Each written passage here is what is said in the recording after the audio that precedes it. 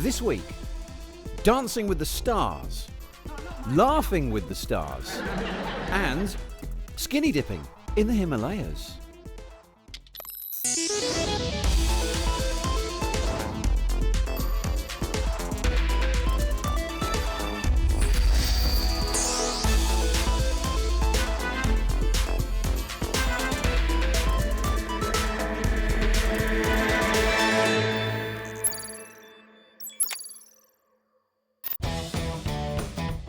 Choose Wi-Fi, choose Snapchat, choose a pre-ordered macchiato with almond milk, choose likes, choose follows, choose pizza delivered by drone, swipe right, swipe left, follow, follow, follow.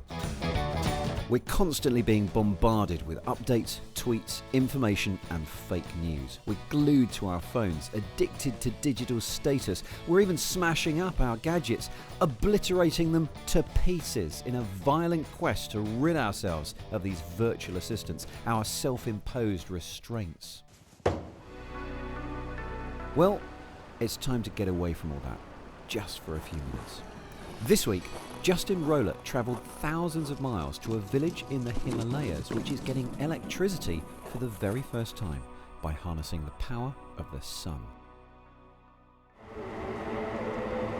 I've joined a team hiking up the frozen Zanska River. We've got an 8-day, 140-kilometre trek ahead of us. Our destination, Hanamore village. It has around 50 people, its 4 houses huddled together under granite cliffs.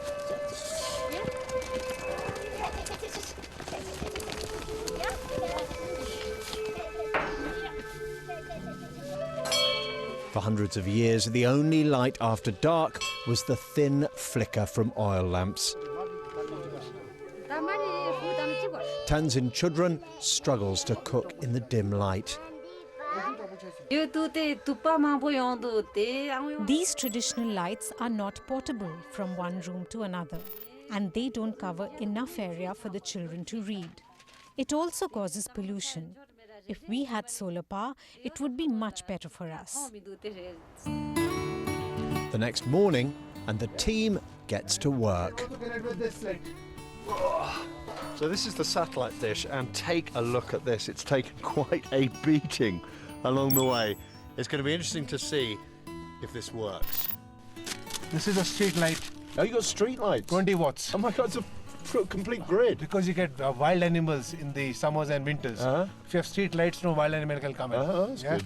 Right. This is a charge controller.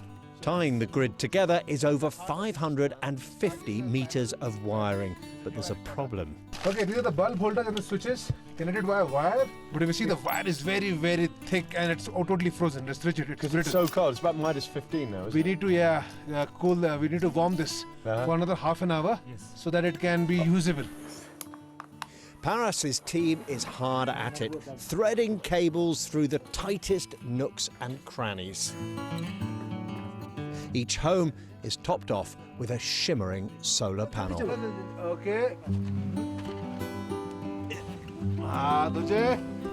So this is a solar panel, and the capacity of the solar panel is 260 watts. This panel is a polycrystalline panel. That means at any temperature, it can charge the batteries very well. So even when it's freezing, as it is now, this will still generate electricity. The beauty of silica is that at lower temperatures, it gives more current. So it gets better. It gets better. So this is like a high altitude desert, isn't it? So it gets sun something like what, 360 days of the year? 360 days in a year, and it gets sun. In one day, it gets 9 hours of sunlight in summers. In winters, it gets 6 hours of sunlight, and proper sunlight. Generating as much power as possible is only the half of it. The other issue is making sure no power is wasted. What's more, the solar panels don't just passively drip DC into a battery. This system has a brain. Remote motion sensors ensure what's generated lasts. The idea is you don't have to remember to turn the lights off. As soon as you leave the room, the lights go off. The sun sets, and it is almost ready to go. The new solar microgrid is a big deal for the villagers. There's an elaborate ceremony. The local Buddhist monk or lama says a prayer for the system. And then it's time to throw the switch.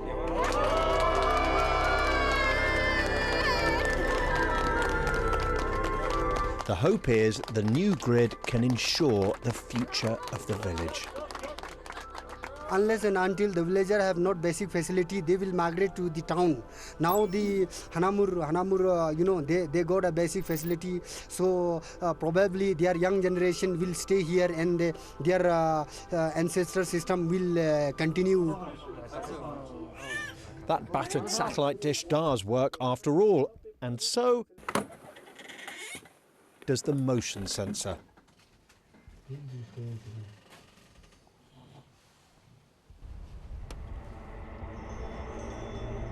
Global Himalayan Expedition has installed over 250 microgrids in outlying areas of Ladakh. After Hanamur, we visited one specifically designed to light up the minds of school children. Thank you very much. Khalse Travel Residential Hostel. Thank you. It's at the Government Higher Secondary School in Khalse.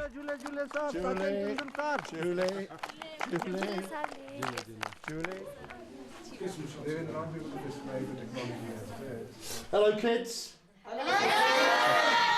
So they've got an innovative computer system, and what I'm going to do is I'm going to test it by asking you a few simple questions. So I'm going to write them on the board, and then you fire up the computers, and we'll get to work. Okay, sir. Okay. Right, so here we go. Who was Atahualpa? What are Brussels sprouts? And when did Babur come to India? That's right. So get to work. It might look like they're online, but they're actually scouring through an offline internet.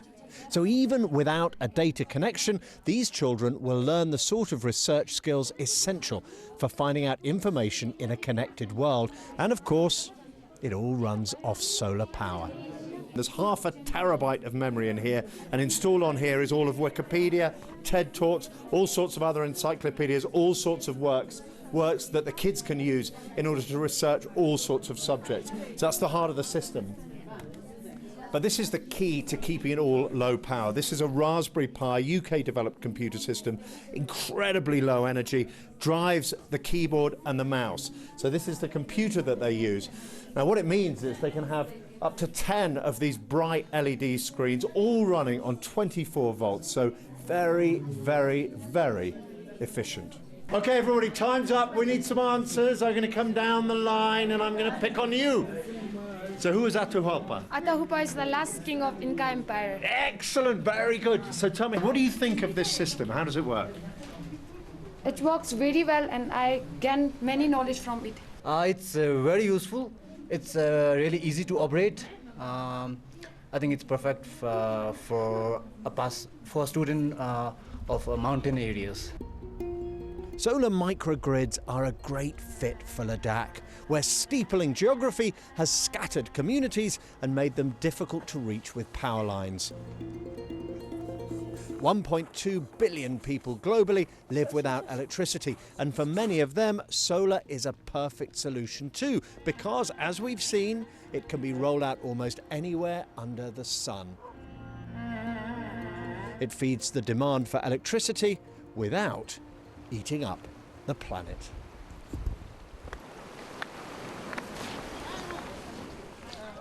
But there is a rather unfortunate tradition at the end of the trek.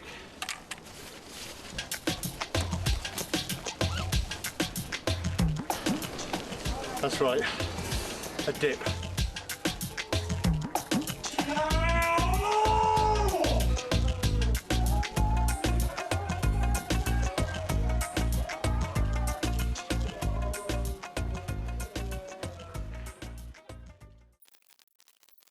Hello and welcome to the Week in Tech. It was the week that the UK government unveiled an artificial intelligence tool for blocking extremist content online. And it's not just airspace that drones are going to be occupying in the near future. Researchers at North Carolina State University have developed a drone that can fly through the air and propel itself underwater. Plus, the Winter Olympics website was frozen by a cyber attack during the opening ceremony. And the robots got to compete in their own Winter Olympics. 8 teams unleashed downhill skiing droids onto the slopes, competing for a $10,000 prize. Robots aren't just skiing though. Boston Dynamics is at it again.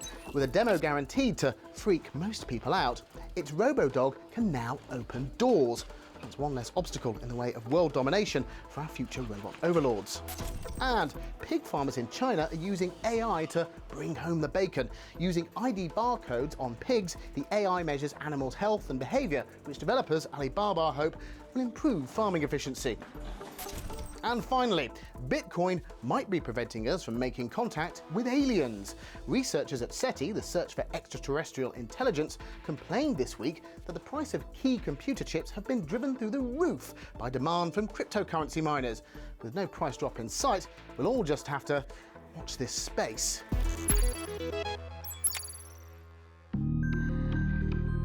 Fashionably late, Apple has decided it wants a slice of the home speaker market, finally releasing its HomePod, some 2.5 years after the first generation Amazon Echo hit the shelves. They've gone for the same cylindrical shape as both the Google Home and the Amazon Echo, but it feels and looks more like a premium high-end speaker than either of those home assistants. And that's one of the key points here. The amount of audio work that Apple have done on this device means that its key selling point is as a speaker. It is impressive, with a 4-inch upward-facing woofer and 7 beam-forming tweeters, each with its own amplifier, meaning it can push sounds in different directions. So it sounds exactly the same wherever you are in the room. What it doesn't do is give you the opportunity to change the levels in any way. If I wanted to push the bass up right now, there's no way of me doing that. And even in a space this big, the sound really carries. What's interesting though, is even at 100% volume when I can't even hear myself think, Siri's still going to recognise my voice. Hey Siri, pause. Just like that. Whereas Apple seems to be going all in for sound quality, Amazon with their years on the market seems to be focusing on different features. Their Echo Spot is all about one thing, this screen. The latest from Amazon now has the ability to make video calls, as well as doing the usual like play music, tell you the weather, and even boil your kettle if you've got a smart home setup. But really, it comes into its own as a very nice alarm clock. It's not just function that makes these two home assistants very different, the price is another factor.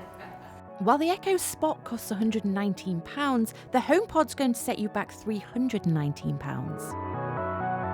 As is Apple's way, the HomePod ties you into Apple's walled garden. So instead of being able to access any music streaming service via voice activation, for example, it will only let you use Apple Music in this way. So if you're one of the 70 million Spotify subscribers, you have to go into your phone and use AirPlay as a workaround, essentially turning this premium smart speaker into a, well, speaker. And as people have been discovering, one that might leave a nasty white mark on wooden tops. Apple's response? Choose a different surface. Or get a cloth and some elbow grease. Now, over the next few weeks, we're going to be talking to some of the gods of the visual effects world. Last week, we went behind the scenes of Blade Runner 2049. This week, it's the turn of the Oscar-nominated Guardians of the Galaxy Volume 2. And we started by talking about its truly bonkers opening sequence.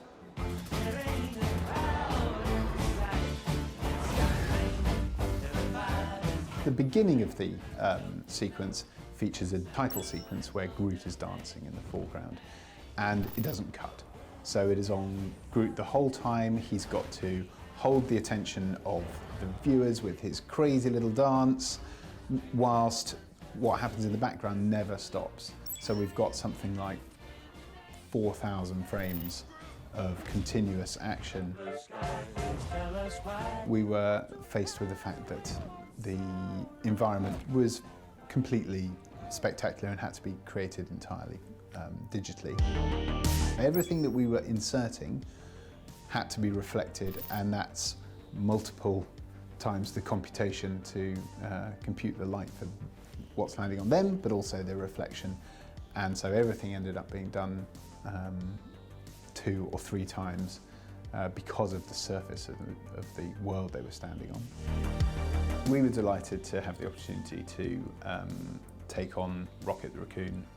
The fur shaders that we've got here at Framestore, the muscle systems, all of these things had updated in the 3 years between the first Guardians and this one. So we wanted to bring all of that into Rocket, which meant rebuilding him from the ground up, and yet making sure that he was absolutely recognisable as the same character from the first movie. Space being very open, it's very hard to tell how fast things are moving, and James Gunn's very keen on selling the speed of the action. So we conceived of these sort of wafts and waves of plasma energy that lived in and around this planet, which we could whip past the camera to really sell how fast the camera and the spaceships were all moving. So there's a scene in the middle of the movie where Rocket and Yondu are in prison, but then when they break out, they're on board this enormous, great big spaceship, which of course didn't exist. We had big shots of Yondu walking through these huge hallways full of spaceships and or sort of docking bay with all of the Ravagers, who are the crew of the spaceship, being shot at with his arrow. Ultimately, the arrow which Yondu is firing works its way all around the spaceship, so we had to pretty much design the interior of the spaceship to give a really satisfying journey for this arrow to take, and it looks like a Busby Berkeley movie, like with crazy camera angles. Every movie that we get involved in, we want to be, pushing the envelope, trying something new, with, expectation that we're going to get there.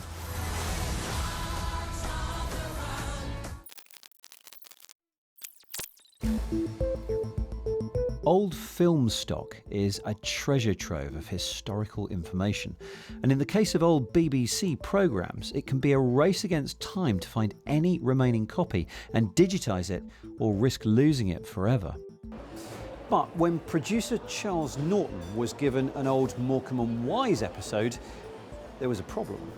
Archivists at both the BBC and the British Film Institute had a look at the film and essentially judged it to be irrecoverable due to advanced decomposition, and they were effectively, it was going to be thrown out. The pictures inside that film, they're still there, they're still printed on the plastic, but they're all locked inside this permanently fused block of immobile gunk, which sooner or later will just rot away to soup. So Charles brought the film to Queen Mary University's dental department to use their X-ray machine to see through the lump of decaying film to the precious pictures within. But now they had another problem. The film was too big to be X-rayed. The only thing you could do would be to cut the film into little pieces and scan one piece at a time. I didn't expect him to say yes to cutting up the film, but given the alternative was watching this just rapidly disintegrate, he said, yeah, let's do it. We were using an infrared laser cut. It generated a lot of heat. Occasionally there were flames. And at the best, we had a little bit of damage at the edge of the frames. At worst, we lost whole frames. Graham took 5,000 images of each chunk as it rotated through 360 degrees to make a 3D model.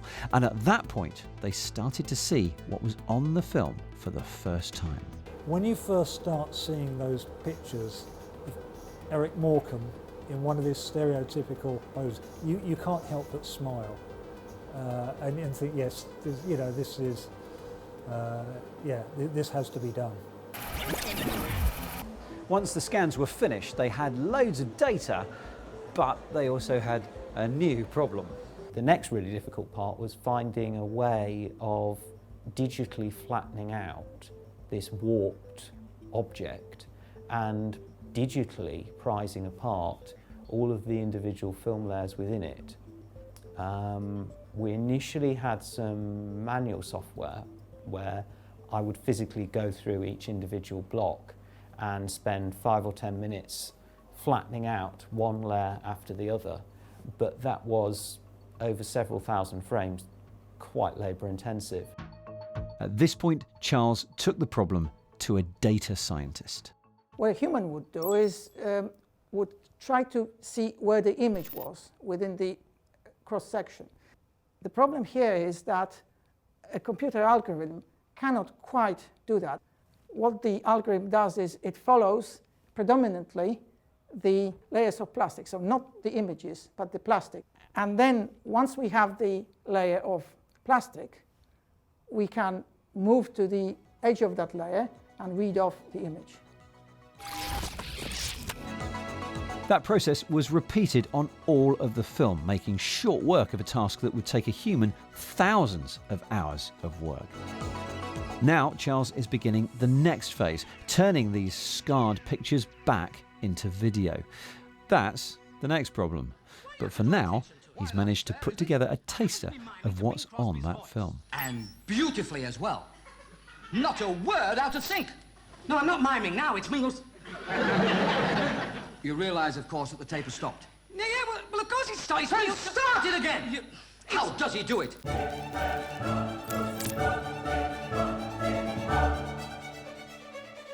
That's an impressive sight, isn't it? That is the King's Library, assembled by King George III in the second half of the 18th century. Now, 4 floors below my feet here at the British Library lie its vast basements, which, as you can imagine, also contain a lot of books. But did you know that they also contain 6.5 million sound recordings, which are now being digitised? The British Library is the National Sound Archive, with sound recordings spanning the last 130 years.